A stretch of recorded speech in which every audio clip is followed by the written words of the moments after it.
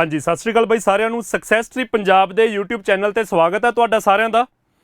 ਆਪਾਂ पिछले एक हफ्ते तो देख रहे हैं कि पंजाब पुलिस कांस्टेबल का पेपर है साडा वो लगातार हो रहा है। अगले एक महीने तक ਵੱਖੋ ਵੱਖਰੀ शिफ्टां ਦੇ ਵਿੱਚ पेपर होना ਤੇ ਇਹਦੇ ਨਾਲ ਚੰਡੀਗੜ੍ਹ ਐਡਮਿਨਿਸਟ੍ਰੇਸ਼ਨ ਨੇ ਕਲਰਕ ਦੀਆਂ ਭਰਤੀਆਂ ਕੱਢੀਆਂ ਸੀ। ਆਪਾਂ ਲਗਭਗ ਉਹਦੀ ਰੋਜ਼ ਡਿਸਕਸ਼ਨ ਕਰ ਰਹੇ ਹਾਂ ਕਿ 593 ਕਲਰਕ ਦੀਆਂ ਭਰਤੀਆਂ ਤੇ ਨਾਲ 74 ਸਟੈਨੋ ਦੀਆਂ ਭਰਤੀਆਂ ਜਿਨ੍ਹਾਂ ਦਾ ਰਿਟਨ ਪੇਪਰ ਕਾਮਨ ਹੀ ਹੋਣਾ ਹੈਗਾ ਉਹ ਪੋਸਟ ਆਊਟ ਹੋਈਆਂ ਨੇ। ਮਤਲਬ ਪੰਜਾਬ ਦੇ ਵਿਦਿਆਰਥੀ ਚੰਡੀਗੜ੍ਹ ਦੇ ਵਿਦਿਆਰਥੀ ਜਿਹੜੇ ਹੋਰ ਪੇਪਰਾਂ ਦੀ ਤਿਆਰੀ ਕਰ ਰਹੇ ਨੇ ਉਹਨਾਂ ਨੇ ਇਹਦੇ ਵਿੱਚ ਵੀ ਅਪੀਅਰ ਹੋਣਾ। ਇਹਦੇ ਲਈ ਇਸ ਸਪੈਸੀਫਿਕ पेपर के लिए आप एक फुल सिलेबस बैच भी अनाउंस किया होया पिछले हफ्ते। तो वो लगातार एडमिशनस हो रही ने। तो मैं बाकी विद्यार्थियों को भी दसना चाहुंदा कि ऑनलाइन तो ऑफलाइन तुसी भी किसी भी रूप के एनरोल कर सकते होगे। उहदी एनरोलमेंट के लिए मैं जिहड़ी ये वीडियो तुसी देख रहे हो इहदी डिस्क्रिप्शन दे विच भी सब तो उपरले दो लिंक जिहड़े होणगे वो पहला ऑनलाइन एनरोल करन दा लिंक ते जे तुसी ऑफलाइन एनरोल होना चाहुंदे हो चंडीगढ़ सैक्टर 25 दे विच ये इंस्टीट्यूट है जिथे तुहाडीआं क्लासां लगणगीआं तां ऑफलाइन भी तुसी एनरोल हो सकते हो। उहदे लिंक इस वीडियो की डिस्क्रिप्शन च होणगे। तो बिना समा खराब किए आप अज के सैशन की गल करते हैं कि साडे यही दो एग्जाम हालांकि ये नाल वीडियो का साडा पेपर है पर वो तो पहला उन्हें री एडवरटाइज होना है तो 4 महीने 6 महीने का समा वो लग ही जाना है। मतलब इन्नी आप उम्मीद करते हैं कि जो अगले महीने भी साडी नोटिफिकेशन आती है कि पेपर री एडवरटाइज किया जा रहा है तो 1-1.5 महीना उन्हें पेपर फार्म भरे जाएंगे। उस तो बाद 2 महीनों बाद पेपर होगा। तो अज तो 4-5 महीने का समा उस पेपर में भी है। चंडीगढ़ एडमिनिस्ट्रेशन का पेपर भी इन्ने समय नहीं होना। अज तो 4-5 महीनों बाद एक बस सीनियर असिस्टेंट का पेपर है जिहदी आपां कहने कि कदे भी डेट अनाउंस की जा सकती है। तो महीने 1.5 महीने के वो पेपर भी देखा जाऊगा। तो ये तमाम पेपरों की तैयारी के लिए ਆਪਾਂ ਇਹ फुल सिलेबस बैच ਦੇ ਵਿੱਚ ਤੁਹਾਡੇ ਉਹ ਸਾਰੇ ਸੈਸ਼ਨਸ ਕਵਰ ਹੋਣਗੇ। ਪਰ ਅੱਜ ਦੇ ਇਸ YouTube ਸੈਸ਼ਨ ਦੇ ਵਿੱਚ ਆਪਾਂ ਮੈਥ ਦੇ ਸਵਾਲਾਂ ਦੀ ਪ੍ਰੈਕਟਿਸ ਕਰਾਂਗੇ। ਮੈਂ ਇੰਨੀ ਕੁ ਗੱਲ ਪਹਿਲਾਂ ਹੀ ਦੱਸ ਦਿੰਦਾ ਕਿ ਇਹ ਇੱਕ ਰਿਕਾਰਡਡ ਸੈਸ਼ਨ ਹੈ ਜਿਹੜਾ ਮੈਂ ਪਿਛਲੇ ਦਿਨਾਂ ਦੇ ਵਿੱਚ ਰਿਕਾਰਡ ਕਰਕੇ ਗਿਆ ਸੀਗਾ। ਪਰ ਇਹਦੇ ਵਿੱਚ ਮੈਥ ਦੇ ਜਿਹੜੇ ਸਵਾਲ ਹੋਣਗੇ ਉਹ ਤੁਹਾਡੇ ਇਹਨਾਂ ਦੋਨਾਂ ਐਗਜ਼ਾਮ ਓਰੀਐਂਟਡ। ਮੈਂ ਵੀਡੀਓ ਦਾ ਡਿਸਕ੍ਰਿਪਸ਼ਨ ਦੇ ਵਿੱਚ ਨਾਮ ਇਸ ਕਰਕੇ ਨਹੀਂ ਲਿਖਿਆ ਹੈਗਾ ਕਿਉਂਕਿ ਵੀਡੀਓ ਦਾ ਪੇਪਰ ਸਾਡਾ ਐਕਸਪੈਕਟਡ ਹੈ ਕਿ ਇਹਨਾਂ ਨਾਲੋਂ ਥੋੜੇ ਜਿਹੇ ਔਖੇ ਸਵਾਲ ਪਾਏ ਜਾਣਗੇ ਕਿਉਂਕਿ ਆਫੀਸਰ ਲੈਵਲ ਦੀ ਪੋਸਟ ਹੈ। ਤਾਂ ਕਾਂਸਟੇਬਲ ਦਾ पेपर ਜਾਂ ਚੰਡੀਗੜ੍ਹ ਕਲਰਕ ਦਾ पेपर है जे ਤੁਹਾਡਾ ਤਾਂ ਉਹਦੇ ਵਿੱਚ ਇਸ ਕਿਸਮ ਦੇ ਮੈਥ ਦੇ ਸਵਾਲ ਤੁਸੀਂ ਦੇਖੋਗੇ। ਇਸ ਤੋਂ ਬਿਨਾਂ ਸਿੰਪਲੀਫਿਕੇਸ਼ਨ ਦੀ ਇੱਕ ਕਲਾਸ ਮੈਂ ਤੁਹਾਡੇ ਲਈ ਲੈ ਕੇ ਆ ਰਿਹਾ ਹਾਂਗਾ ਤੇ ਨਾਲ ਹੀ ਚੰਡੀਗੜ੍ਹ ਐਡਮਿਨਿਸਟ੍ਰੇਸ਼ਨ ਦੇ पेपर 'ਚ ਕਿਉਂਕਿ ਪਿਛਲੀ ਵਾਰ ਐਡਵਾਂਸ ਮੈਥ ਦੇ ਕੁਝ ਕੁਐਸਚਨ ਪਾਏ ਗਏ ਸੀ ਤਾਂ ਆਪਾਂ ਉਹਨਾਂ ਲਈ ਵੀ ਵੱਖਰੇ ਸੈਸ਼ਨਸ ਅਰੇਂਜ ਕਰਾਂਗੇ। ਤਾਂ ਮੈਂ ਉਹ ਆਉਂਦੇ ਦਿਨਾਂ ਦੇ ਵਿੱਚ ਤੁਹਾਡੇ ਅੱਗੇ ਮਤਲਬ ਅਨਾਊਂਸਮੈਂਟ ਵੀ ਕਰਕੇ ਜਾਊਂਗਾ ਕਿ ਉਹ ਸੈਸ਼ਨਸ ਦਾ YouTube ਤੇ ਪਲਾਨ ਕੀ ਹੋਊਗਾ। ਫੁੱਲ ਸਿਲੇਬਸ ਬੈਚ ਦੇ ਵਿੱਚ ਉਹ ਸਾਰਾ ਕੁਝ ਆਪਾਂ ਕਵਰ ਕਰਾਂਗੇ। ਤਾਂ ਬਿਨਾਂ ਸਮਾਂ ਖਰਾਬ ਕੀਤੇ ਅੱਜ ਦੇ ਸੈਸ਼ਨ ਦੇ ਵਿੱਚ ਪਹਿਲਾ ਸਵਾਲ ਬਈ ਤੁਹਾਡਾ ਕੀ ਆ। ਐਗਜ਼ਾਮੀਨਰ ਕਹਿੰਦਾ in a test a student got 30% marks. Examiner कहता किसी टेस्ट दे विच एक बच्चे दे 30% नंबर आए तो वह फेल हो गया 25 नंबरां ते। तो बस इन्नी क लाइन पढ़ के सानू एक स्टूडेंट का आइडिया हो गया कि वो 25% नंबर आए पर वह फेल हो गया। फेल होने वाला बच्चा किहड़ा हुंदा है जिहदे पासिंग मार्क्स तो घट नंबर रह जाण। इहदा मतलब 25% घट ने पासिंग मार्क्स ज़्यादा ने। In the 30%। In the same test another student got 40% marks. उस पेपर च जिहदे विच 30% नंबर लैण वाला बच्चा फेल हो गया सी उस पेपर च एक बच्चे दे 40% नंबर आए एंड उन्हें की लिया secured 25% marks more than the essential minimum pass marks.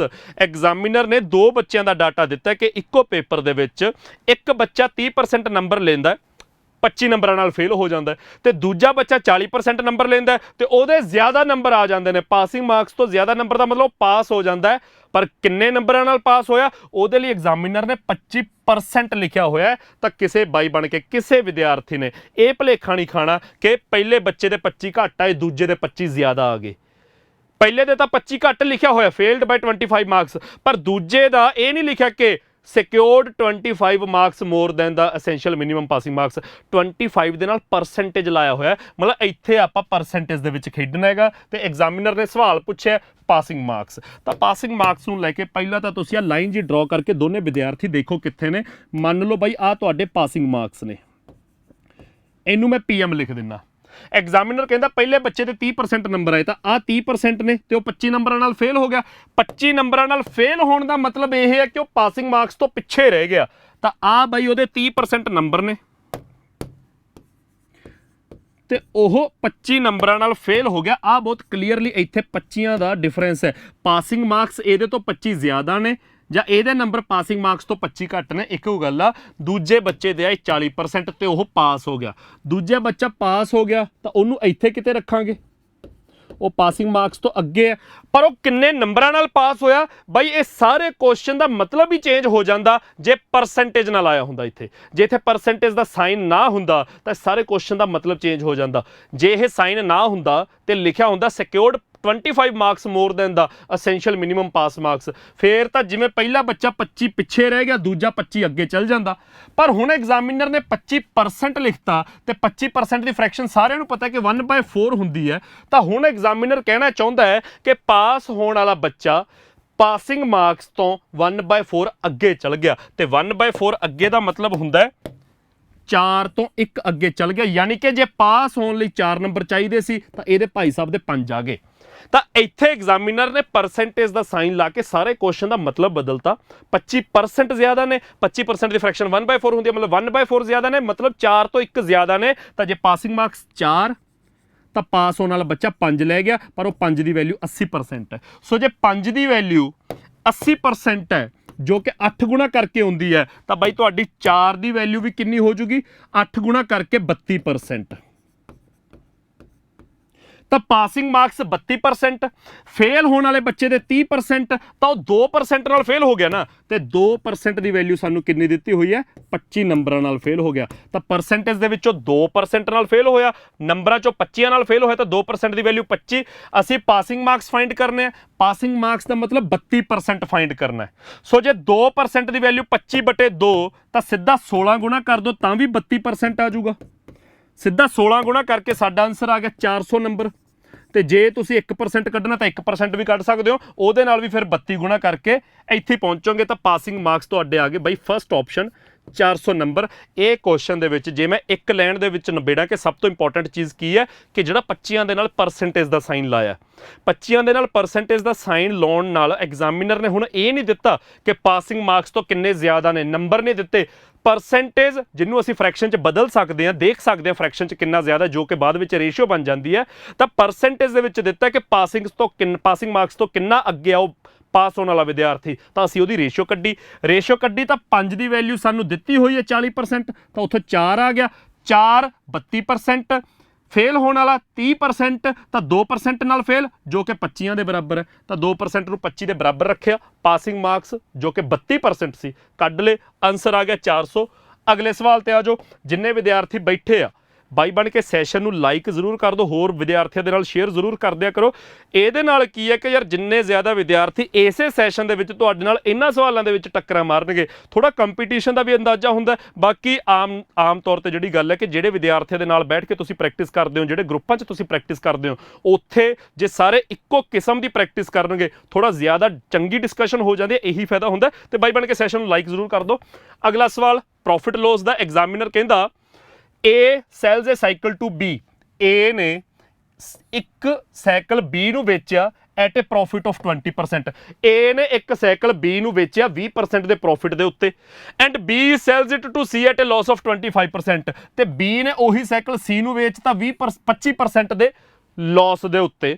Examiner ਕਹਿੰਦਾ if C bought the cycle for ₹P, ਜੇ C ਨੂੰ ਉਹ ਸਾਈਕਲ ₹20 ਦਾ ਪਿਆ ਤਾਂ A ਦੇ ਲਈ ਉਸ ਸਾਈਕਲ ਦੀ ਕੀਮਤ ਕੀ ਸੀ? ਆਪਣਾ ਇਹ ਸਵਾਲ ਹੈ। ਜੇ ਇਕੱਲਾ ਪਹਿਲਾ ਸੈਂਟੈਂਸ ਪੜ੍ਹੀਏ ਇੱਥੇ ਤੱਕ, ਉਦੋਂ ਤਾਂ ਐਗਜ਼ਾਮੀਨਰ ਸਾਨੂੰ ਇਹ ਲੱਗਦਾ ਵੀ ਗਿਵਨ ਦੇ ਰਿਹਾ ਹੈ ਕਿ A ਤੋਂ B ਦੀ ਵੈਲਿਊ ਕੀ ਆ ਤੇ B ਤੋਂ C ਦੀ ਵੈਲਿਊ ਕੀ ਹੈ। ਸਾਨੂੰ ਕਿਹਾ ਗਿਆ ਕਿ A ਤੋਂ B ਦੀ ਵੈਲਿਊ ਕੀ ਹੈ? 25% ਪ੍ਰੋਫਿਟ, 20% ਪ੍ਰੋਫਿਟ, ਮਤਲਬ 20% ਜ਼ਿਆਦਾ, ਤੇ 20% ਦੀ ਫ੍ਰੈਕਸ਼ਨ ਸਾਰਿਆਂ ਨੂੰ ਪਤਾ ਕਿ 1/5 ਹੁੰਦੀ ਆ। ਤੇ B ਨੇ ਉਹੀ ਸਾਈਕਲ ਲੱਗੇ C ਨੂੰ ਵੇਚਤਾ 25% ਲਾਸ ਦੇ ਉੱਤੇ, ਤੇ 25% ਸਭ ਨੂੰ ਪਤਾ ਕਿ 1/4 ਹੁੰਦਾ, ਪਿਛਲੇ ਕੁਐਸਚਨ 'ਚ ਵੀ ਦੇਖਿਆ। ਸੋ ਜੇ ਆਪਾਂ A ਤੋਂ B ਤੇ ਅੱਗੇ B ਤੋਂ C ਜਾਣਾ ਹੋਵੇ ਤਾਂ ਕਿਵੇਂ ਜਾਵਾਂਗੇ? A ਨੇ ਸਾਈਕਲ B ਨੂੰ ਵੇਚਿਆ 20% ਦੇ ਪ੍ਰੋਫਿਟ ਤੇ, 20% ਹੁੰਦਾ 1/5, 1/5 ਦਾ ਪ੍ਰੋਫਿਟ ਹੈ ਤਾਂ 6/5 ਬਣ ਗਿਆ। ਤੇ B ਨੇ ਸਾਈਕਲ C ਨੂੰ ਵੇਚਿਆ 25% ਦੇ ਲਾਸ ਤੇ, 25% 1/4 ਹੁੰਦਾ ਤੇ 1/4 ਦਾ ਲਾਸ ਕੀਮਤ ਨੂੰ ਘਟਾਉਂਦਾ ਹੈ, ਤਾਂ 4 ਚੋਂ 1 ਘਟ ਗਿਆ, ਤਾਂ C ਨੂੰ ਵੇਚਿਆ 3/4 ਤੇ। ਇੱਥੋਂ C ਦੀ ਕੀਮਤ ਆ ਗਈ। ਪਰ ਐਗਜ਼ਾਮੀਨਰ ਨੇ C ਦੀ ਕੀਮਤ ਦਿੱਤੀ ਹੈ, A ਦੇ ਲਈ ਕੀਮਤ ਪੁੱਛੀ ਹੈ, ਤਾਂ ਪੁੱਠਾ ਚੱਲਣ ਲਈ ਫ੍ਰੈਕਸ਼ਨਾਂ ਦਾ ਰੈਸੀਪ੍ਰੋਕਲ, ਤਾਂ C ਦੇ ਲਈ ਉਹ ਸਾਈਕਲ ₹20 ਦਾ, ਤਾਂ C ਤੋਂ P ਤੇ ਆਉਣ ਲਈ 4/3 ਫ੍ਰੈਕਸ਼ਨਾਂ ਦਾ ਰੈਸੀਪ੍ਰੋਕਲ ਪੁੱਠੀਆਂ ਹੋ ਕੇ ਮਲਟੀਪਲਾਈ ਹੋਣਗੀਆਂ, ਤੇ A ਤੇ ਆਉਣ ਲਈ 5/6। ਤਾਂ A ਨੂੰ ਉਹ ਸਾਈਕਲ ਕਿੰਨੇ ਦਾ ਪਿਆ ਹੋਊਗਾ ਬਾਈ? ਤੁਸੀਂ 4 ਤੇ 6 ਕੱਟੋ, ਹੋਰ ਕੁਝ ਨਹੀਂ ਕੱਟਿਆ ਜਾਣਾ। A ਨੂੰ ਉਹ ਸਾਈਕਲ ਪਿਆ ਹੋਊਗਾ 2 × 5 10, ਥੱਲੇ 3 × 3 9, ਤਾਂ 10/9 P ਦਾ। P ਉਵੇਂ ਦਾ ਉਵੇਂ ਰਹਿ ਗਿਆ। ਤਾਂ ਇਸ ਕੁਐਸਚਨ ਦਾ ਆਨਸਰ ਮੇਰਾ ਵੀਰ ਡੀ ਆਪਸ਼ਨ ਆਊਗਾ। ਸਾਰੇ ਵਿਦਿਆਰਥੀ ਬਾਈ ਬਣ ਕੇ ਕਮੈਂਟਾਂ ਦੇ ਵਿੱਚ ਆਪੋ ਆਪਣੇ ਕਮੈਂਟ ਕਰੀ ਜਾਇਓ। ਮੇਰੇ ਤੋਂ ਪਹਿਲਾਂ ਜੇ ਕਿਸੇ ਵਿਦਿਆਰਥੀ ਆਨਸਰ ਕੱਢ ਰਹੇ ਨੇ ਤਾਂ ਚੰਗੀ ਗੱਲ ਹੈ, ਇਹ ਆਨਸਰ ਕੱਢਿਆ ਕਰੋ। ਅੱਜ ਦੇ ਸੈਸ਼ਨ 'ਚ ਸ਼ਾਇਦ ਇਹ ਤੋਂ ਅਗਲਾ ਹੀ ਕੁਐਸਚਨ ਹੈ ਜਾਂ ਇੱਕ ਅੱਧਾ ਕੁਐਸਚਨ ਛੱਡ ਕੇ। ਇੱਕ ਕੁਐਸਚਨ ਜਿਹੜਾ ਮੈਂ ਇੱਕ ਵਾਰ YouTube ਤੇ ਕਰਾਇਆ ਸੀ ਅੱਜ ਤੋਂ 4-6 ਮਹੀਨੇ ਪਹਿਲਾਂ, ਤੇ ਉੱਥੇ ਕਾਫੀ ਵਿਦਿਆਰਥੀਆਂ ਨੂੰ ਕਨਫਿਊਜ਼ਨ ਹੋਈ ਸੀ। ਉਸ ਵੀਡੀਓ ਦੇ ਕਮੈਂਟ ਦੇ ਵਿੱਚ ਵੀ ਕੁਝ ਵਿਦਿਆਰਥੀਆਂ ਨੇ ਕਮੈਂਟ ਕੀਤਾ ਸੀ ਕਿ ਸਰ ਨਹੀਂ ਇਹਦਾ ਆਨਸਰ ਗਲਤ ਹੈ, ਇਹਦਾ ਆਨਸਰ ਉਹ ਆਉਣਾ। ਅੱਜ ਮੈਂ ਕੁਐਸਚਨ ਦੁਬਾਰਾ ਲੈ ਕੇ ਆਇਆ ਤੇ ਦੁਬਾਰਾ ਕਰੈਕਟ ਕਰੂੰਗਾ ਵੀ ਭਾਈ ਤੁਸੀਂ ਕਿੱਥੇ ਗਲਤੀ ਕਰ ਰਹੇ ਸੀਗੇ। ਤਾਂ ਅੱਜ ਉਹ ਕੁਐਸਚਨ ਡਿਸਕਸ ਕਰਾਂਗੇ, ਦੇਖਦੇ ਹਾਂ ਕੁਐਸਚਨ ਇਮੀਡੀਏਟਲੀ ਆਉਂਦਾ ਕਿ ਕਿੱਥੇ ਆਉਂਦਾ। ਸਵਾਲ ਦੇਖੋ, ਐਗਜ਼ਾਮੀਨਰ ਕਹਿੰਦਾ ਆਹੀ ਕੁਐਸਚਨ ਹੈ। ਔਨ ਸੈਲਿੰਗ, ਸੈਲਿੰਗ ਲਿਖਿਆ, ਪਹਿਲੀ ਗੱਲ ਤਾਂ ਆ ਪੜੋ। On selling N article for ₹800। Examiner ਕਹਿੰਦਾ ਕੋਈ ਆਰਟੀਕਲ 800 ਰੁਪਏ ਚ ਵੇਚਣ ਤੇ ਕੀ ਹੋਇਆ? ਅ ਪਰਸਨ ਲੋਸਿਸ, ਕਿਸੇ ਪਰਸਨ ਨੂੰ ਲਾਸ ਹੋਇਆ। ਕਿੰਨਾ? 20% ਦਾ। ਕਿਸੇ ਬੰਦੇ ਨੂੰ 20% ਦਾ ਲਾਸ ਹੋਇਆ, ਪਰ ਕਾਹਦਾ 20%? Of its selling price.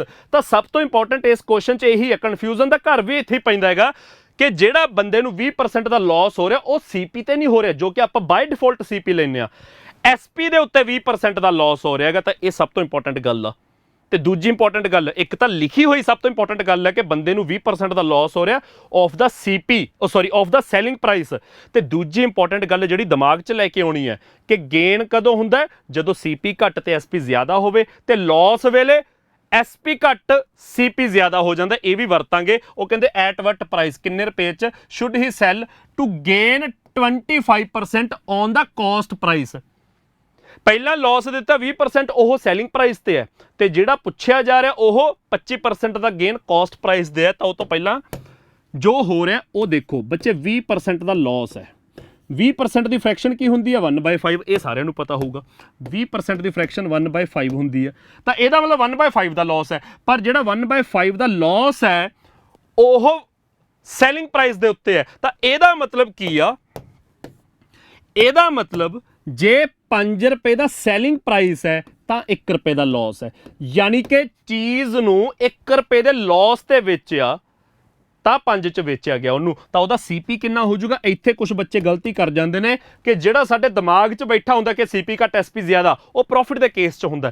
Las ਦੇ ਕੇਸ 'ਚ ਸੀਪੀ ਜ਼ਿਆਦਾ ਹੁੰਦਾ, ਚੀਜ਼ ਪੱਲਿਓਂ ਜ਼ਿਆਦਾ ਪੈਸੇ ਲੈ ਕੇ ਖਰੀਦੀ ਹੁੰਦੀ ਹੈ ਤੇ ਵੇਚੀ ਸਸਤੇ 'ਚ ਤਾਂ ਲਾਸ ਹੋਇਆ। ਤਾਂ ਐਸਪੀ ਘੱਟ ਸੀਪੀ ਜ਼ਿਆਦਾ, ਤਾਂ 6 ਰੁਪਏ ਸੀਪੀ ਬਣ ਜੂ। 5 + 1 6 ਰੁਪਏ। ਤਾਂ ਬੱਚੇ ਇੱਥੋਂ ਤੁਹਾਡੀ ਸੀਪੀ ਤੇ ਐਸਪੀ ਦੀ ਰੇਸ਼ੀਓ ਆ ਜਾਣੀ ਚਾਹੀਦੀ ਹੈ।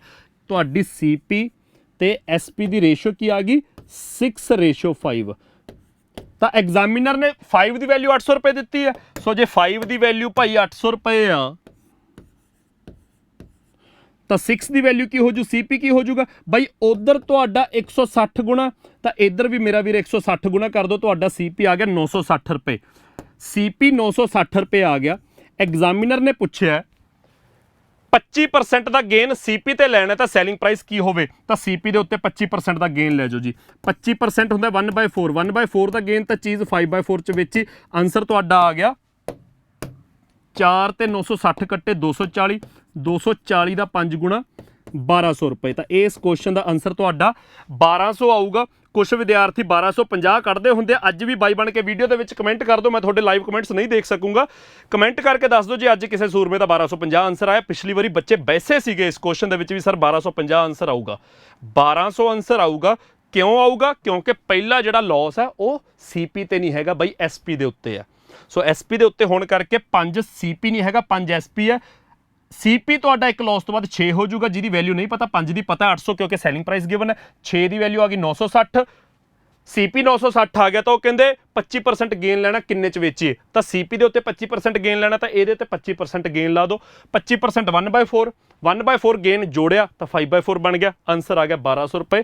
ਇਹ ਇਸ ਕੁਐਸਚਨ ਦਾ ਆਨਸਰ ਸੀਗਾ। ਇੰਨੀ ਗੱਲ ਸਮਝ ਆ ਗਈ? ਬਾਈ ਬਣ ਕੇ ਕਮੈਂਟ ਸੈਕਸ਼ਨ ਦੇ ਵਿੱਚ ਕਮੈਂਟ ਕਰਦੇ ਜਾਇਓ। ਅਗਲਾ ਸਵਾਲ ਸੌਖਾ ਸਵਾਲ ਹੈ ਪਰ ਧਿਆਨ ਨਾਲ ਪੜਨ ਵਾਲਾ ਸਵਾਲ ਹੈ। ਮਹੇਸ਼ ਪਰਚੇਜ਼ਡ ਦਾ ਮਤਲਬ ਹੁੰਦਾ ਖਰੀਦਣਾ। ਮਹੇਸ਼ ਨੇ ਇੱਕ ਰੇਡੀਓ ਇੰਨੀ ਤੇ ਖਰੀਦਿਆ। purchased a radio at 9/10 of its selling price, of the selling price ਤੇ ਚੱਲ ਰਿਹਾ ਹੈ। ਐਗਜ਼ਾਮੀਨਰ ਕਹਿੰਦਾ ਮਹੇਸ਼ ਨੇ ਰੇਡੀਓ ਖਰੀਦਿਆ CP ਕਿੰਨੇ 'ਚ ਖਰੀਦਿਆ 9/10 ਆਫ ਦਾ ਸੈਲਿੰਗ ਪ੍ਰਾਈਸ। ਬਾਈ 9/10 ਦਾ ਮਤਲਬ ਕੀ ਹੁੰਦਾ ਹੈ? ਉਹ ਵੀ 9/10 ਸੈਲਿੰਗ ਪ੍ਰਾਈਸ ਦਾ। ਉਹਦਾ ਮਤਲਬ ਹੁੰਦਾ ਹੈ ਜੇ ਸੈਲਿੰਗ ਪ੍ਰਾਈਸ 10 ਹੈ ਤਾਂ 9 'ਚ ਖਰੀਦਿਆ, ਤਾਂ ਸੈਲਿੰਗ ਪ੍ਰਾਈਸ 10 ਹੈ ਤਾਂ 9 'ਚ ਖਰੀਦਿਆ, ਤਾਂ 10 ਇੱਧਰ ਆ ਜਾਊਗਾ, 9 'ਚ ਖਰੀਦਿਆ।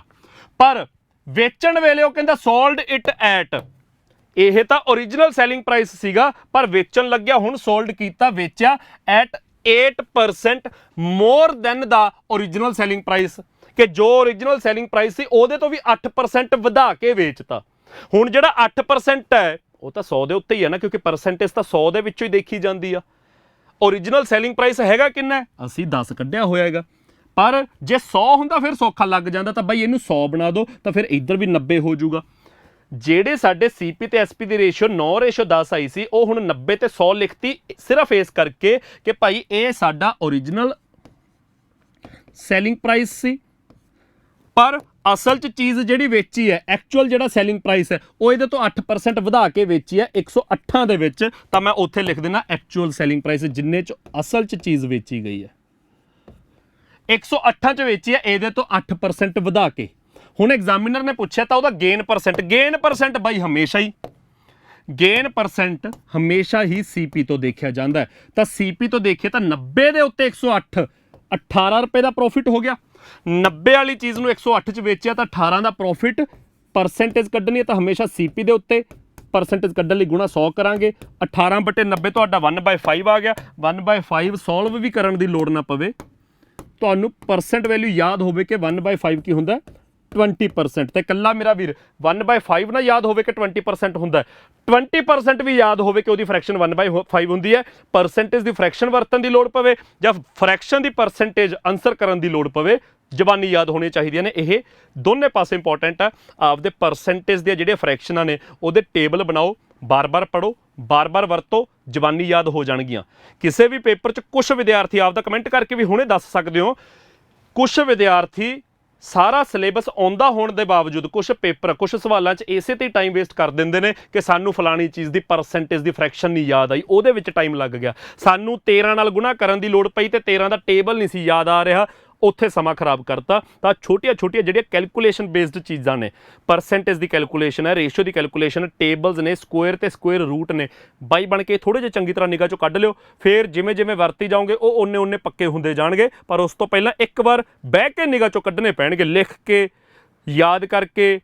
ਕਿਸੇ ਨੂੰ ਮਤਲਬ ਕਹਿਤਾ ਕਿ ਮੇਰੇ ਤੋਂ ਪੁੱਛ ਲਾ, ਕਿਸੇ ਨੂੰ ਤੁਸੀਂ ਪੁੱਛ ਲੈ। ਜੇ 2 ਜਣੇ ਇਕੱਠੇ ਬੈਠ ਕੇ ਪੜ੍ਹਦੇ ਹੋ, ਇਹੋ ਜਿਹੇ ਹੱਥ ਪੱਲੇ ਮਾਰੋਗੇ, ਜ਼ਿਆਦਾ ਚੰਗੀਆਂ ਚੀਜ਼ਾਂ ਸਿੱਖੋਗੇ। ਤੇ ਇਹੀ ਆਫਲਾਈਨ ਬੈਚਾਂ ਦਾ ਵੀ ਮਕਸਦ ਪੂਰਾ ਹੁੰਦਾ ਹੈਗਾ ਕਿ ਆਫਲਾਈਨ ਬੈਚਾਂ 'ਚ ਕੀ ਹੁੰਦਾ ਕਿ ਤੁਸੀਂ 20 ਜਣੇ 30 ਜਣੇ ਇੱਕ ਬੈਚ 'ਚ ਬੈਠੇ ਹੁੰਦੇ ਹੋ, ਤੁਹਾਡੀ ਆਪਸ 'ਚ ਜਾਣ ਪਛਾਣ ਹੁੰਦੀ ਹੈ, ਤੁਹਾਨੂੰ ਅੰਦਾਜ਼ਾ ਹੁੰਦਾ ਕਿ ਮੇਰੀ ਇਹਦੇ ਨਾਲ ਰਲਦੀ ਹੈ, ਜਿੰਨਾ ਕੁ ਮੈਨੂੰ ਆਉਂਦਾ ਉਹਨਾਂ ਕਿ ਇਹਨੂੰ ਆਉਂਦਾ, ਜਾਂ ਇਹ ਸਾਡੀ ਕਲਾਸ ਦਾ ਸਭ ਤੋਂ ਹੁਸ਼ਿਆਰ ਬੱਚਾ ਹੈਗਾ, ਇਹਦੇ ਤੋਂ 2 ਗੱਲਾਂ ਸਿੱਖਿਆ ਜਾ ਸਕਦੀਆਂ ਨੇ। ਤਾਂ ਆਫਲਾਈਨ ਬੈਚਾਂ 'ਚ ਇਹ ਇੰਟਰੈਕਸ਼ਨਸ ਹੁੰਦੀਆਂ ਨੇ, ਜਿਹਦੇ ਕਰਕੇ ਕਿ ਥੋੜ੍ਹਾ ਵੱਧ ਚੰਗਾ ਪੜ੍ਹਿਆ ਜਾਂਦਾ, ਥੋੜ੍ਹਾ ਵੱਧ ਚੰਗਾ ਪੜ੍ਹਾਇਆ ਜਾਂਦਾ। ਆਨਲਾਈਨ 'ਚ ਕੰਮ ਚੱਲੀ ਜਾਂਦਾ ਹਾਲੇ ਤੱਕ।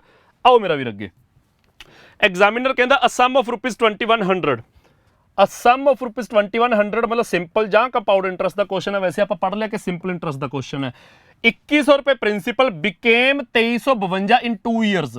ਉਹ ਕਹਿੰਦੇ 2100 ਰੁਪਏ ਪ੍ਰਿੰਸੀਪਲ ਸੀ ਜਿਹੜਾ, ਉਹ 2 ਸਾਲਾਂ 'ਚ 2352 ਬਣ ਗਿਆ ਐਟ ਸਿੰਪਲ ਇੰਟਰਸਟ। ਤੇ ਜਦੋਂ ਹੀ ਅਸੀਂ ਸਿੰਪਲ ਇੰਟਰਸਟ ਪੜ੍ਹਿਆ, ਸਾਡੇ ਦਿਮਾਗ 'ਚ ਸਭ ਤੋਂ ਪਹਿਲੀ ਚੀਜ਼, ਜਦੋਂ ਸਿੰਪਲ ਇੰਟਰਸਟ ਪੜ੍ਹਿਆ, ਪਹਿਲੀ ਚੀਜ਼ ਦਿਮਾਗ 'ਚ ਵੱਜਣੀ ਚਾਹੀਦੀ ਹੈ ਕਿ ਹਰ ਸਾਲ ਬਰਾਬਰ ਹੁੰਦਾ ਹੈ। ਸੋ 2100 ਰੁਪਏ ਪ੍ਰਿੰਸੀਪਲ, 2100 ਰੁਪਏ ਦੀ ਰਕਮ ਜੇ 2 ਸਾਲਾਂ 'ਚ 2352 ਹੋ ਗਈ, ਤਾਂ ਤੁਸੀਂ ਦੇਖਣਾ ਕਿ 2 ਸਾਲਾਂ ਦਾ ਇੰਟਰਸਟ ਕਿੰਨਾ ਹੈ। 2 ਸਾਲਾਂ ਦਾ ਇੰਟਰਸਟ ਹੈ ਬਾਈ ਤੁਹਾਡਾ 252 ਰੁਪਏ। ਜਿੰਨਾ ਪੈਸਾ ਫਾਲਤੂ ਉਹ ਸਾਰਾ ਇੰਟਰਸਟ। ਤਾਂ 2 ਸਾਲਾਂ ਦਾ ਇੰਟਰਸਟ ਜੇ 252 ਰੁਪਏ ਹੈ, ਤਾਂ ਇਹ ਤੁਸੀਂ ਨਾਲ ਦੀ ਨਾਲ ਕੱਢਣ ਦੀ, ਦਿਮਾਗ 'ਚ ਕੱਢਣ ਦੀ ਕੋਸ਼ਿਸ਼ ਕਰ ਲਓ ਕਿ 1 ਸਾਲ ਦਾ ਇੰਟਰਸਟ 126 ਰੁਪਏ ਹੈ। ਉਹ ਕਹਿੰਦੇ if the interest rate is decreased by 1%, ਜੇ ਇੰਟਰਸਟ ਦਾ ਜਿਹੜਾ ਰੇਟ ਹੈ ਉਹ 1% ਘਟ ਜੇ, ਤਾਂ ਫਿਰ ਨਵਾਂ ਇੰਟਰਸਟ ਦੱਸੋ। ਤਾਂ ਬਾਈ ਨਵੇਂ ਇੰਟਰਸਟ ਲਈ ਸਾਨੂੰ 1 ਸਾਲ ਦੇ ਇੰਟਰਸਟ ਦੀ ਲੋੜ ਨਹੀਂ ਹੈਗੀ, ਸਾਡੇ ਕੋਲ 2 ਸਾਲ ਦਾ ਇੰਟਰਸਟ ਹੈ। ਤੇ ਐਗਜ਼ਾਮੀਨਰ ਨੇ what is the new interest ਜਿਹੜਾ ਹੈ ਉਹ 2 ਸਾਲ ਦਾ ਹੀ ਪੁੱਛਿਆ। ਤਾਂ ਸਾਡੇ ਕੋਲ ਇੰਟਰਸਟ ਕਿੰਨਾ ਹੈਗਾ ਓਰੀਜਨਲੀ? 252 ਰੁਪਏ। ਐਗਜ਼ਾਮੀਨਰ ਕਹਿੰਦਾ ਇਹ ਤਾਂ ਜਿਹੜਾ 252 ਰੁਪਏ ਇੰਟਰਸਟ ਹੈ, ਇਹ ਕਿਸੇ ਰੇਟ ਦੇ ਉੱਤੇ ਹੈ 2 ਸਾਲ ਦਾ। ਤੇ ਜੇ ਰੇਟ ਆਫ ਇੰਟਰਸਟ 1% ਘਟ ਜੇ, ਫਿਰ ਸਾਡਾ ਇੰਟਰਸਟ ਕੀ ਹੋਊਗਾ। ਤੇ ਬੱਚੇ ਇੰਨੀ ਗੱਲ ਸਾਰਿਆਂ ਨੂੰ ਪਤਾ ਕਿ ਰੇਟ ਆਫ ਇੰਟਰਸਟ ਰੇਟ ਜਿਹੜਾ ਸ਼ਬਦ ਲਿਖਿਆ ਹੈ ਇਹ ਹਮੇਸ਼ਾ ਪਰ ਐਨਮ ਹੁੰਦਾ। ਰੇਟ ਆਫ ਇੰਟਰਸਟ ਹਮੇਸ਼ਾ ਪਰ ਐਨਮ ਹੁੰਦਾ ਤੇ ਇੱਥੇ ਐਗਜ਼ਾਮੀਨਰ ਕਹਿੰਦਾ ਵੀ ਜੇ ਰੇਟ ਆਫ ਇੰਟਰਸਟ 1% ਘਟ ਜਾਂਦਾ ਮਤਲਬ 1% ਹਰ ਸਾਲ ਘਟਦਾ। ਸੋ ਜੇ ਸਾਡਾ ਸਵਾਲ 2 ਸਾਲ ਦੇ ਉੱਤੇ ਆ ਤਾਂ 2 ਸਾਲਾਂ ਦਾ 1% ਦੇ ਹਿਸਾਬ ਨਾਲ ਕੁੱਲ ਮਿਲਾ ਕੇ 2% ਘਟਦਾ। ਤਾਂ 2% ਇੰਟਰਸਟ ਘਟ ਜਾਂਦਾ ਤਾਂ 2% ਘਟਦਾ ਸਾਡੇ ਪ੍ਰਿੰਸੀਪਲ ਦਾ, ਤਾਂ 2100 ਦਾ 2% ਘਟ ਕੇ ਰਹਿ ਜਾਂਦਾ 42 ਰੁਪਏ। ਤਾਂ ਜੇ ਸਾਡਾ 1% ਇੰਟਰਸਟ ਘਟਦਾ ਹੈ ਤਾਂ 2 ਸਾਲਾਂ ਦਾ ਸਵਾਲ ਹੈ ਤਾਂ 2% ਘਟੂਗਾ ਹਰ ਸਾਲ 1%, ਤਾਂ ਪ੍ਰਿੰਸੀਪਲ ਦਾ 2% 42 ਰੁਪਏ ਘਟ ਜਾਂਦਾ ਤੇ 42 ਰੁਪਏ ਘਟ ਕੇ ਸਾਡਾ ਨਵਾਂ ਇੰਟਰਸਟ ਕਿੰਨਾ ਆਉਂਦਾ 2 ਹੀ ਸਾਲਾਂ ਦਾ 210 ਰੁਪਏ ਮਾਈਨਸ ਕਰਕੇ ਸਾਡਾ ਆਨਸਰ ਆ ਜਾਊਗਾ 210। ਪਹਿਲਾ ਆਪਸ਼ਨ ਬਾਈ ਬਣ ਕੇ ਕਮੈਂਟ ਕਰਕੇ ਦੱਸਦੇ ਜਾਇਓ। ਅੱਜ ਦੇ ਸੈਸ਼ਨ ਦੇ ਵਿੱਚ ਸਿੰਪਲ ਇੰਟਰਸਟ ਦਾ ਇੱਕ ਇਸ ਤੋਂ ਵੀ ਥੋੜਾ ਜਿਹਾ ਟਿਪੀਕਲ ਕੁਐਸਚਨ ਮੈਂ ਲੈ ਕੇ ਆਇਆ। ਰਿਕਾਰਡਡ ਸੈਸ਼ਨ ਹੋਣ ਕਰਕੇ ਇਹ ਤੁਸੀਂ ਲਾਈਵ ਨਹੀਂ ਦੇਖ ਰਹੇ ਹੈਗੇ। ਰਿਕਾਰਡਡ ਸੈਸ਼ਨ ਹੋਣ ਕਰਕੇ ਮੈਂ ਬ੍ਰੇਕਾਂ ਨਹੀਂ ਲਾ ਰਿਹਾ, ਮੈਂ ਤੁਹਾਡੇ ਕਮੈਂਟ ਨਹੀਂ ਪੜ੍ਹ ਰਿਹਾ ਆਹ ਸਹੀ ਹੈ ਆਹ ਗਲਤ ਹੈ ਜਾਂ ਹੋਰ ਤੁਹਾਡੇ ਜਿਹੜੇ ਮੈਸੇਜ ਆ ਰਹੇ ਨੇ ਉਹ ਮੈਂ ਨਹੀਂ ਦੇਖ ਰਿਹਾ। ਮੈਂ ਬਸ ਲਗਾਤਾਰ ਬੋਲ ਕੇ ਪੜ੍ਹਾ ਰਿਹਾ। ਤੇ ਇੱਕ ਜਿਹੜਾ ਆਪਾਂ ਬੈਚ ਸਟਾਰਟ ਕੀਤਾ ਉਹਦੇ ਬਾਰੇ ਕਹਿ ਰਹੇ ਹਾਂ ਕਿ ਜਿਹੜੇ ਵਿਦਿਆਰਥੀ ਪੰਜਾਬ ਦੇ ਵਿੱਚ ਹੋਰ ਜਿਹੜੇ ਐਗਜ਼ਾਮਸ ਨੇ ਪਲੱਸ ਚੰਡੀਗੜ੍ਹ ਐਡਮਿਨਿਸਟ੍ਰੇਸ਼ਨ ਦਾ ਪੇਪਰ ਦੇਣਾ ਚਾਹੁੰਦੇ ਨੇ ਉਹ ਸਾਡੇ ਨਾਲ ਐਨਰੋਲ ਹੋ ਸਕਦੇ ਨੇ online as well as offline. Offline ਵਾਲਿਆਂ ਨੂੰ ਵੀ ਰਿਕਾਰਡਡ ਸੈਸ਼ਨਸ ਮਿਲਣਗੇ, ਇਹ ਇੱਕ ਮੈਂ ਜਾਣਕਾਰੀ ਦੇਣੀ ਸੀ। ਆਓ ਮੇਰਾ ਵੀਰ, ਸਿੰਪਲ ਇੰਟਰਸਟ ਦਾ ਕੁਐਸਚਨ ਹੈ ਥੋੜਾ ਜਿਹਾ ਧਿਆਨ ਨਾਲ ਕਰਨ ਵਾਲਾ। ਐਗਜ਼ਾਮੀਨਰ ਕਹਿੰਦਾ ਰਮੇਸ਼ ਡਿਪੋਜ਼ਿਟਡ ₹15,600 ਇਨ FD ਐਟ ਸਿੰਪਲ ਇੰਟਰਸਟ। ਇਹ ਵੀ ਸਿੰਪਲ ਇੰਟਰਸਟ ਦਾ ਹੀ ਕੁਐਸਚਨ ਹੈ। ਰਮੇਸ਼ ਨੇ FD 'ਚ 15,600 ਰੁਪਏ ਜਮ੍ਹਾਂ ਕਰਾਏ ਐਟ ਦਾ ਰੇਟ ਆਫ 10% ਪਰ ਐਨਮ 10% ਦੇ ਹਿਸਾਬ ਨਾਲ ਤੇ ਆਫਟਰ ਐਵਰੀ ਸੈਕਿੰਡ ਈਅਰ। ਆਹ ਸਭ ਤੋਂ ਇੰਪੋਰਟੈਂਟ ਗੱਲ ਲਿਖੀ ਹੋਈ ਹੈ, ਹਰ ਦੂਜੇ ਸਾਲ ਤੋਂ ਬਾਅਦ ਹੀ adds his interest earnings to the deposits. ਹਰ ਦੂਜੇ ਸਾਲ ਤੋਂ ਬਾਅਦ, ਪਹਿਲੇ ਸਾਲ ਕੋਈ ਪੰਗਾ ਨਹੀਂ ਲੈਂਦਾ, 2 ਸਾਲਾਂ ਬਾਅਦ ਕੀ ਪੰਗਾ ਲੈ ਰਿਹਾ ਹੈਗਾ ਕਿ ਜਿੰਨਾ ਉਹਦਾ ਇੰਟਰਸਟ ਹੈ ਉਹ ਐਡ ਕਰ ਦਿੰਦਾ। ਹੀ ਐਡਸ ਹਿਜ਼ ਇੰਟਰਸਟ 2 ਸਾਲ ਦਾ ਇੰਟਰਸਟ ਟੂ ਦਾ ਡਿਪੋਜ਼ਿਟਸ। ਜੋ ਪ੍ਰਿੰਸੀਪਲ ਸੀਗਾ ਪੈਸਾ ਜਿਹੜਾ ਜਮ੍ਹਾਂ ਕਰਾਇਆ, ਜੋ ਡਿਪੋਜ਼ਿਟ ਉਹ ਪ੍ਰਿੰਸੀਪਲ ਹੀ ਹੈ ਨਾ, ਉਹਦੇ ਤੇ ਇੰਟਰਸਟ ਲੱਗਣਾ। ਤਾਂ ਜੋ ਪ੍ਰਿੰਸੀਪਲ ਹੈ ਵੈਸੇ ਤਾਂ ਉਹਦੇ ਤੇ ਇੰਟਰਸਟ ਲੱਗਦੇ ਜਾਣਾ ਸੀਗਾ, ਹਰ ਸਾਲ 10% ਲੱਗਦੇ ਜਾਣਾ ਸੀ, ਪਰ ਐਗਜ਼ਾਮੀਨਰ ਕਹਿੰਦਾ 2 ਸਾਲ ਦਾ ਜਿਹੜਾ ਉਹਦਾ ਇੰਟਰਸਟ ਬਣ ਜਾਂਦਾ ਉਹ ਆਪਣੇ ਪ੍ਰਿੰਸੀਪਲ 'ਚ ਐਡ ਕਰ ਲੈਂਦਾ ਹੈਗਾ। ਤਾਂ ਹੁਣ ਕਹਿੰਦੇ ਹੀਜ਼ ਇੰਟਰਸਟ ਇਨ ਦਾ 4th ਈਅਰ, ਚੌਥੇ ਸਾਲ 'ਚ ਉਹਦਾ ਇੰਟਰਸਟ ਕੀ ਹੋਊਗਾ। ਸਭ ਤੋਂ ਪਹਿਲੀ ਗੱਲ ਚੌਥੇ ਸਾਲ ਦਾ ਇੰਟਰਸਟ ਫਾਈਂਡ ਕਰਨਾ ਹੈ। ਪਹਿਲੇ ਸਾਲ ਦਾ ਇੰਟਰਸਟ ਕੀ ਹੋਊਗਾ, ਪਹਿਲੇ ਸਾਲ ਦਾ ਇੰਟਰਸਟ ਹੋਊਗਾ ਜੋ ਇਹਦੇ ਤੇ ਲੱਗ ਗਿਆ 10% ਉਹ 1560। ਦੂਜੇ ਸਾਲ ਦਾ ਇੰਟਰਸਟ ਕੀ ਹੋਊਗਾ ਉਹ ਵੀ 1560, ਇਹਦਾ ਹੀ 10%। ਫਿਰ 2 ਸਾਲਾਂ ਬਾਅਦ ਕੀ ਹੋਊਗਾ ਕਿ ਜੋ ਉਹਦਾ 2 ਸਾਲ ਦਾ ਇੰਟਰਸਟ ਆਇਆ 1560 1 ਸਾਲ ਦਾ, 2 ਸਾਲਾਂ ਦਾ 3120 ਰੁਪਏ ਬਣਿਆ। ਜੋ 2 ਸਾਲਾਂ ਦਾ ਇੰਟਰਸਟ ਆ ਉਹਨੂੰ ਪ੍ਰਿੰਸੀਪਲ 'ਚ ਜੋੜਿਆ ਤੇ ਨਵਾਂ ਪ੍ਰਿੰਸੀਪਲ ਉੱਭਰ ਕੇ ਆ ਗਿਆ।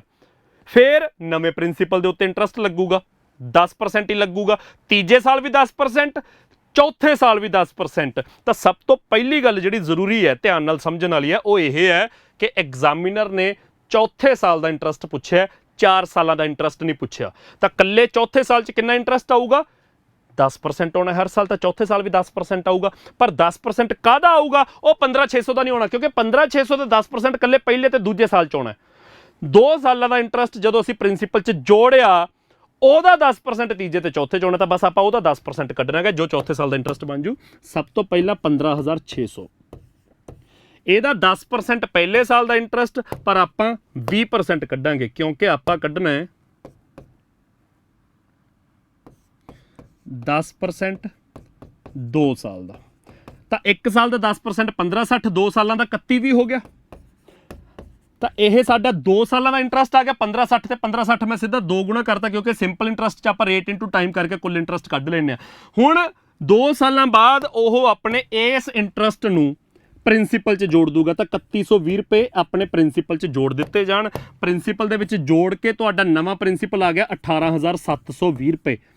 ਤੀਜੇ ਸਾਲ ਤੁਹਾਡੇ ਇਸ ਪ੍ਰਿੰਸੀਪਲ ਦੇ ਉੱਤੇ 10% ਆਉਣਾ ਹੈ, ਚੌਥੇ ਸਾਲ ਵੀ ਇਸੇ ਪ੍ਰਿੰਸੀਪਲ ਦਾ 10% ਆਉਣਾ ਹੈ। ਤਾਂ ਸਾਡਾ ਚੌਥੇ ਸਾਲ ਦਾ ਇੰਟਰਸਟ ਕਿੰਨਾ ਬਣ ਜੂ ਇਹਦਾ 10%, ਤਾਂ 18,720 ਰੁਪਏ ਦਾ 10% ਕੀ ਬਣ ਗਿਆ 1,872 ਰੁਪਏ। ਤਾਂ ਇਸ ਕੁਐਸਚਨ ਦਾ ਆਨਸਰ ਤੁਹਾਡਾ ਬਾਈ ਡੀ ਆਪਸ਼ਨ ਆ ਗਿਆ 1,872 ਰੁਪਏ। ਜਿੰਨੇ ਵਿਦਿਆਰਥੀ ਇਸ ਸਵਾਲਾਂ ਨੂੰ ਸਮਝਦੇ ਜਾ ਰਹੇ ਨੇ ਬਾਈ ਬਣ ਕੇ ਸੈਸ਼ਨ ਨੂੰ ਲਾਈਕ ਜ਼ਰੂਰ ਕਰ ਦਿਓ। ਮੈਂ ਬਿਨਾਂ ਸਮਾਂ ਖਰਾਬ ਕੀਤੇ, ਅੱਜ ਤਾਂ ਆਪਾਂ ਕੋਈ ਗੱਲ ਵੀ ਨਹੀਂ ਕਰ ਪਾ ਰਹੇ, ਬਿਨਾਂ ਸਮਾਂ ਖਰਾਬ ਕੀਤੇ ਮੈਂ ਸਵਾਲ ਕਰਾ ਰਿਹਾਗਾ। ਸੈਸ਼ਨ ਜ਼ਰੂਰ ਆਪਦਾ ਬਾਈ ਬਣ ਕੇ ਨਾਲ ਦੀ ਨਾਲ ਲਾਈਕ ਕਰਦੇ ਜਾਇਆ ਕਰੋ। ਇਸ ਤੋਂ ਅਗਲਾ ਸਵਾਲ ਦੇਖੋ ਮੇਰਾ ਵੀਰ, ਅਗਲਾ ਸਵਾਲ ਬਹੁਤ ਇੰਟਰਸਟਿੰਗ ਕੁਐਸਚਨ ਹੈਗਾ। ਕੁਐਸਚਨ ਤਾਂ ਇੰਟਰਸਟਿੰਗ ਹੈਗਾ, ਆਪਸ਼ਨ ਬਾਈ ਬਣ ਕੇ ਥੋੜੇ ਧਿਆਨ ਨਾਲ ਮਾਰਕ ਕਰਨ ਵਾਲੇ ਨੇ। ਜੇ ਕੁਐਸਚਨ ਸਮਝ ਆ ਗਿਆ ਤਾਂ ਇਸ ਤੋਂ ਸੌਖਾ ਕੋਈ ਕੁਐਸਚਨ ਨਹੀਂ ਹੈਗਾ। ਅੱਜ ਦੇ ਆਖਰੀ 2 ਕੁਐਸਚਨ ਨੇ ਇਸ ਸੈਸ਼ਨ ਦੇ। ਐਗਜ਼ਾਮੀਨਰ ਕਹਿੰਦਾ ਕਿਸੇ ਆਫਿਸ ਦੇ ਵਿੱਚ in an office a stenographer can complete typing a report in X hours. ਕਿਸੇ ਦਫ਼ਤਰ 'ਚ ਇੱਕ ਸਟੈਨੋਗ੍ਰਾਫਰ ਹੈ ਜਾਂ ਕੋਈ ਟਾਈਪਿਸਟ ਹੈ, ਉਹ ਇੱਕ ਰਿਪੋਰਟ ਨੂੰ ਟਾਈਪ ਕਰਦਾ ਕੁੱਲ ਮਿਲਾ ਕੇ X ਘੰਟਿਆਂ ਦੇ ਵਿੱਚ। ਸਾਨੂੰ ਨਹੀਂ ਪਤਾ ਕਿੱਡੀ ਰਿਪੋਰਟ ਆ, ਸਾਨੂੰ ਨਹੀਂ ਪਤਾ X ਦੀ ਵੈਲਿਊ ਕੀ ਹੈ, ਬਸ ਉਹ X ਘੰਟੇ 'ਚ ਇੱਕ ਰਿਪੋਰਟ ਟਾਈਪ ਕਰ ਦਿੰਦਾ ਹੈ। ਐਗਜ਼ਾਮੀਨਰ ਕਹਿੰਦਾ ਬਟ ਆਫਟਰ 2 ਆਵਰਸ, ਉਹਨੇ ਹਲੇ ਕੰਮ ਕਰਨਾ ਸ਼ੁਰੂ ਹੀ ਕੀਤਾ ਸੀਗਾ, 2 ਘੰਟਿਆਂ ਬਾਅਦ ਹੀ ਵਾਜ਼ ਕਾਲਡ ਅਵੇ, ਉਹਨੂੰ ਬਾਹਰੋਂ ਆਵਾਜ਼ ਪਏਗੀ। ਵੈਸੇ ਜੇ ਉਹਨੂੰ ਕੋਈ ਡਿਸਟਰਬੈਂਸ ਨਾ ਹੁੰਦੀ, ਕੋਈ ਛੇੜਦਾ ਨਾ, ਕੋਈ ਆਵਾਜ਼ ਨਾ ਮਾਰਦਾ, ਤਾਂ ਭਾਈ ਸਾਹਿਬ ਬੈਠਦੇ ਤੇ X ਘੰਟੇ 'ਚ ਰਿਪੋਰਟ ਟਾਈਪ ਕਰ ਦਿੰਦੇ। ਪਰ ਉਹਨੇ ਕੰਮ ਸ਼ੁਰੂ ਹੀ ਕੀਤਾ ਸੀ, ਪਹਿਲਾ ਘੰਟਾ ਪੂਰਾ ਕੀਤਾ, ਦੂਜਾ ਘੰਟਾ ਪੂਰਾ ਕੀਤਾ, 2 ਘੰਟਿਆਂ ਬਾਅਦ ਬਾਹਰੋਂ ਆਵਾਜ਼ ਪੈ ਗਈ। ਤਾਂ ਹੁਣ ਕਹਿੰਦੇ what fractional part, fractional part ਦਾ ਮਤਲਬ ਅਸੀਂ ਆਨਸਰ ਫ੍ਰੈਕਸ਼ਨ 'ਚ ਕਰਨਾ ਹੈ। What fractional part of the assignment was left incomplete. ਆਪਾਂ ਇਨਕੰਪਲੀਟ ਅਸਾਈਨਮੈਂਟ ਦੱਸਣੀ ਹੈ, ਕਿੰਨੀ ਰਹਿ ਗਈ, ਫ੍ਰੈਕਸ਼ਨ 'ਚ ਦੱਸਣੀ ਹੈ। ਤਾਂ ਬਾਈ ਜਦੋਂ ਫ੍ਰੈਕਸ਼ਨ 'ਚ ਕੁਛ ਦੱਸਣਾ ਹੁੰਦਾ, ਜਿਹੜਾ ਹਿੱਸਾ ਦੱਸਣਾ ਹੈ ਉਹ ਨਿਊਮੀਰੇਟਰ ਦੇ ਵਿੱਚ, ਤੇ ਜੋ ਟੋਟਲ ਹੁੰਦਾ ਉਹ ਤੁਹਾਡਾ ਡਿਨੋਮੀਨੇਟਰ ਦੇ ਵਿੱਚ ਹੁੰਦਾ। ਇਹ ਗੱਲ ਕਲੀਅਰ ਹੈ। ਨਿਊਮੀਰੇਟਰ ਦੇ ਵਿੱਚ ਲਿਖਾਂਗੇ ਜਿਹੜੇ ਹਿੱਸੇ ਬਾਰੇ ਪੁੱਛਿਆ ਜਾ ਰਿਹਾ, ਇੱਥੇ ਪੁੱਛਿਆ ਜਾ ਰਿਹਾ ਜਿਹੜੀ ਅਸਾਈਨਮੈਂਟ ਇਨਕੰਪਲੀਟ ਰਹੇਗੀ ਉਹ ਉੱਪਰ ਲਿਖੀ ਜਾਊ, ਤੇ ਟੋਟਲ ਪੂਰੀ ਜਿੰਨੀ ਅਸਾਈਨਮੈਂਟ ਹੈ ਉਹ ਡਿਨੋਮੀਨੇਟਰ 'ਚ ਲਿਖੀ ਜਾਊਗੀ। ਫ੍ਰੈਕਸ਼ਨ ਹਮੇਸ਼ਾ ਇਸੇ ਤਰ੍ਹਾਂ ਕੱਢੀ ਜਾਂਦੀ ਹੈ। ਤਾਂ ਇੱਥੇ ਉਹ X ਘੰਟਿਆਂ ਦੇ ਵਿੱਚ ਅਸਾਈਨਮੈਂਟ ਪੂਰੀ ਕਰਦਾ ਹੈ। ਤਾਂ ਆਪਾਂ ਇਹ ਮੰਨ ਲਈਏ ਕਿ ਅਸਾਈਨਮੈਂਟ ਦੇ X ਪੇਜਿਸ ਨੇ, ਆਪਾਂ ਬਸ ਇਹ ਮੰਨ ਲਈਏ ਕਿ ਅਸਾਈਨਮੈਂਟ ਦੇ X ਪੇਜਿਸ ਨੇ, ਕਿਉਂਕਿ ਸਾਡੇ ਆਪਸ਼ਨ X ਦੀ ਫਾਰਮ ਦੇ ਵਿੱਚ ਨੇ। ਅਸਾਈਨਮੈਂਟ ਦੇ X ਪੇਜ ਨੇ, ਤਾਂ ਉਹ X ਘੰਟਿਆਂ 'ਚ X ਪੇਜ ਲਿਖ ਰਿਹਾ ਹੈ। ਤਾਂ ਇੱਥੋਂ ਇੱਕ ਗੱਲ ਕਲੀਅਰ ਹੋ ਗਈ ਵੀ ਜੇ X ਘੰਟਿਆਂ 'ਚ X ਪੇਜ ਲਿਖੇ ਤਾਂ 1 ਘੰਟੇ 'ਚ 1 ਪੇਜ ਲਿਖਦਾ ਹੋਊਗਾ। ਭਾਈ ਆਪਾਂ X ਪੇਜ ਆਪਣੇ ਵੱਲੋਂ ਮੰਨ ਲਏ, ਉਹਦੀ ਐਫੀਸ਼ੀਐਂਸੀ ਦੇਖਣ ਦੇ ਲਈ ਕਿ ਕਿੰਨੀ ਹੋਊਗੀ। ਸੋ X ਘੰਟਿਆਂ 'ਚੋਂ X ਪੇਜ ਲਿਖਦਾ ਤਾਂ 1 ਘੰਟੇ 'ਚ 1 ਪੇਜ ਲਿਖਦਾ ਹੋਊਗਾ। ਹੁਣ ਉਹਨੂੰ ਬਾਅਦ 'ਚ ਮਾਰ ਲਈ 2 ਘੰਟਿਆਂ ਬਾਅਦ, ਤਾਂ 2 ਘੰਟਿਆਂ 'ਚ ਉਹਨੇ 2 ਪੇਜ ਲਿਖੇ ਹੋਣਗੇ।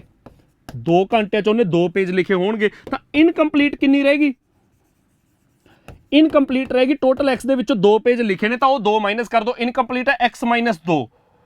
ਤਾਂ ਐਗਜ਼ਾਮੀਨਰ ਕਹਿੰਦਾ ਫ੍ਰੈਕਸ਼ਨ 'ਚ ਦੱਸੋ ਇਨਕੰਪਲੀਟ ਕਿੰਨੀ ਹੈ, ਤਾਂ ਫ੍ਰੈਕਸ਼ਨ 'ਚ ਇਨਕੰਪਲੀਟ ਹੈ X ਮਾਈਨਸ 2 ਬਟੇ X। ਤਾਂ ਕੀ X ਮਾਈਨਸ 2 ਬਟੇ X ਕੋਈ ਆਪਸ਼ਨ ਹੈਗਾ? X ਮਾਈਨਸ 2 ਬਟੇ X ਕੋਈ ਆਪਸ਼ਨ ਨਹੀਂ ਹੈਗਾ। ਤਾਂ X ਮਾਈਨਸ 2 ਬਟੇ X ਕਿਵੇਂ ਲਿਖਿਆ ਜਾਊਗਾ?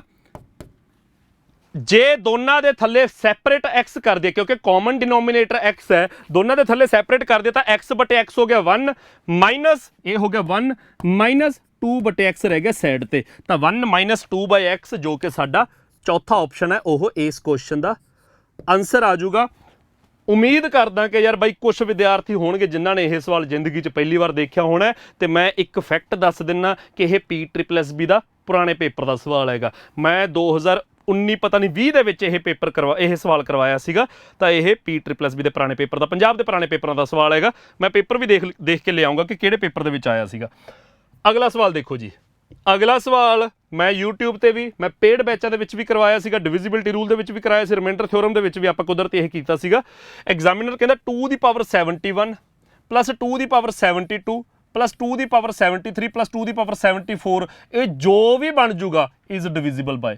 ਐਗਜ਼ਾਮੀਨਰ ਕਹਿੰਦਾ ਕਿ 2 ਦੀ ਪਾਵਰ 71 72 73 ਇਹਨੂੰ ਜੋੜ ਕੇ ਜੋ ਵੀ ਬਣਿਆ ਉਹ ਕਾਹਦੇ ਤੇ ਵੰਡਿਆ ਜਾਊਗਾ, ਤੇ ਕਾਹਦੇ ਤੇ ਵੰਡਿਆ ਜਾਊਗਾ 9 10 11 ਜਾਂ 13। ਤਾਂ ਦੇਖੋ ਭਾਈ 2 ਦੀ ਪਾਵਰ 4 ਦੀ ਗੱਲ ਕਰਦੇ ਹਾਂ।